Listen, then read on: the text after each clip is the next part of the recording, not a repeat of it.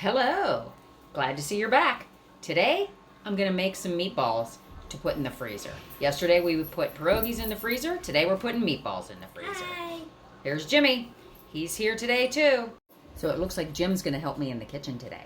So let's head over here and see what we've got. All right, so I have 2 pounds of ground venison. That's what we're gonna use for our base. And I'm not really measuring any of this stuff other than with my heart. So I'm going to start out with 2 eggs into our mix. 2 eggs. That's it. And then we're going to add some onion powder.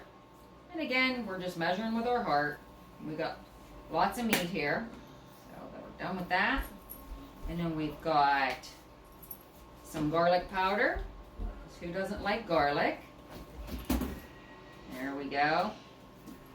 We've got some chopped onion.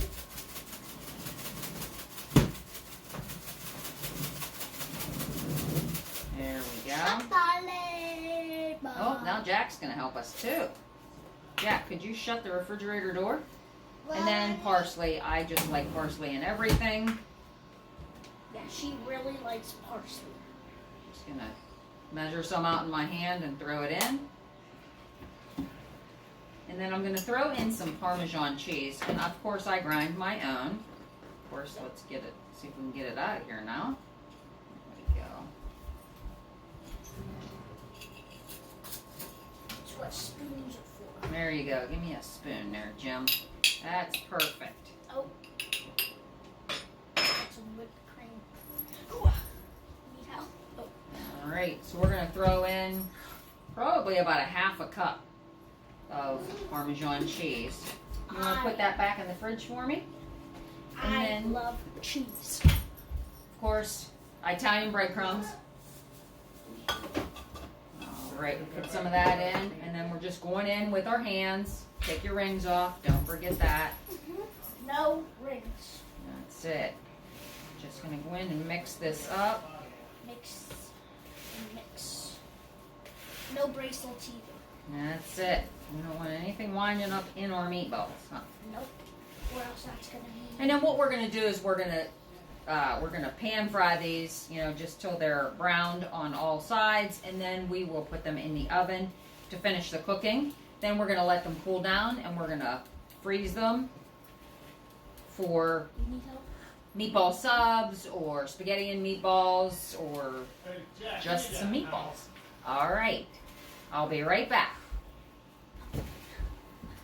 All right, so we are going to make our meatballs.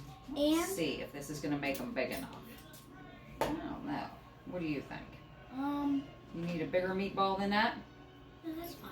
You think that's fine? All right, so we'll do like we're using this cookie scoop, and we're gonna make it pretty full so that we get a bigger ball. But we're just gonna make our balls. We're gonna roll them like so, and then we're gonna brown them on the stove, and we'll be back when we get all that done because we've got a lot to make. And don't forget to put salt and pepper. Oh, yep, we did add salt and pepper to this mix too. Thanks, Jim. Our meatballs are almost completely browned now, and I've got them on a cookie sheet, and they're going to go into the oven. So let me just go ahead and show you what that looks like. So the last ones are getting brown, and then this is what we're going to be putting into the oven. I've got it on 425, and I'll probably cook them for about 10-15 minutes. Just keeping a close eye on them. Okay, so I just tested a meatball. They are 180 degrees or higher, and that's where we want them. So we want them that temperature so that they're safe, and then we are actually going to cook them again when we take them out of the freezer to use for either meatball hoagies or to throw in our spaghetti sauce. So if they were a little, undercooked, it would be all right because we are going to cook them the rest of the way at some point. And I'm probably going to freeze them in about 12 each in a freezer bag. And they'll be in the freezer when I need them for a quick meal. So go ahead and get some meatballs made for your family today to have in the freezer. And also, I wanted to go over with you a little bit. I used ground venison today. You can obviously use any meat of your choice, but I always want to remind people when they're cooking with venison, if they haven't before, it is a very lean meat. So you have to make sure that when you're cooking it, you are adding, sorry about that, the phone rang. You want to make sure you're adding fat because your meat will burn because there is no fat to come out of the meat. Venison people make it out to be really hard to cook. It is not hard to cook. This is what you got to know. You're either cooking venison until it is still medium rare. So if you're cooking a steak, you're cooking it fast and medium rare. And if you like your steak done better or your meat done better, then you're going to cook it for a prolonged period of time.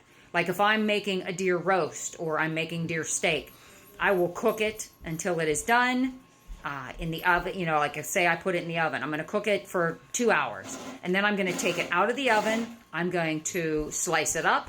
I'm going to put some mushroom or some beef gravy back onto that meat. And I'm going to put it back in the oven for another hour or two. So yeah, there's no in between. You cook it fast and eat it, or then you've got to cook it for a really long period of time. Anything in between there, you're going to have tough meat. And it doesn't hurt to marinate it if you don't like the taste of deer. Deer is a little different because, unlike cows, they also eat shrubbery, they eat bark off of trees, so their meat is going to taste a little different.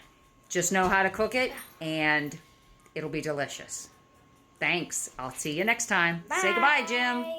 And I want to thank Jim for helping me cook in the kitchen today.